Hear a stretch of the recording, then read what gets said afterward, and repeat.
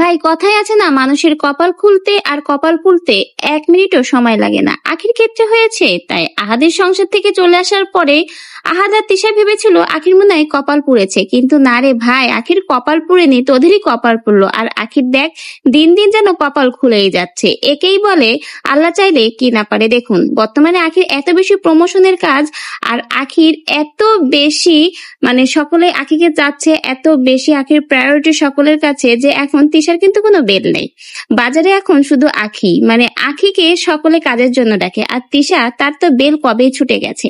কি আর বলবো, আমাদের আহাদ ভাই যে কি ঠকা ঠকে গেছে, কি সুন্দর মিষ্টি মেয়েকে তাড়িয়ে দিয়ে ঘরে এখন সাদা মূলা নিয়ে সংসার করে। ভাবা যায় বেটা একেবারেই ঠকে গেল।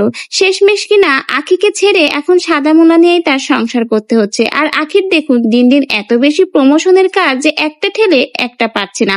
একেই বলে কপাল খুলে যায়। কপাল খুলতে 1 মিনিটও সময় লাগে না।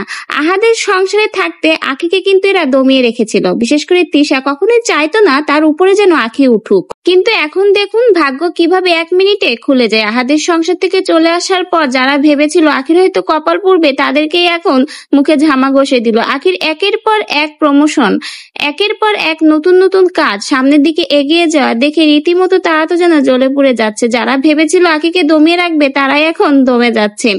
আর মানুষের কপাল পুড়তেও সময় লাগে না। এই আমাদের আহাদ ভাইয়ের দেখুন আখিকে বাসা থেকে বের করে দেওয়ার পরে তাদের কিন্তু কপাল পুড়েছে। কোনো প্রমোশনের কাজ তো পায় না, একে ওকে খুঁচিয়ে খুঁচিয়ে তাদের চলতে হয়। খোঁচাখুচি ছাড়া তাদের এখন আর কোনো ভিউ হয় না।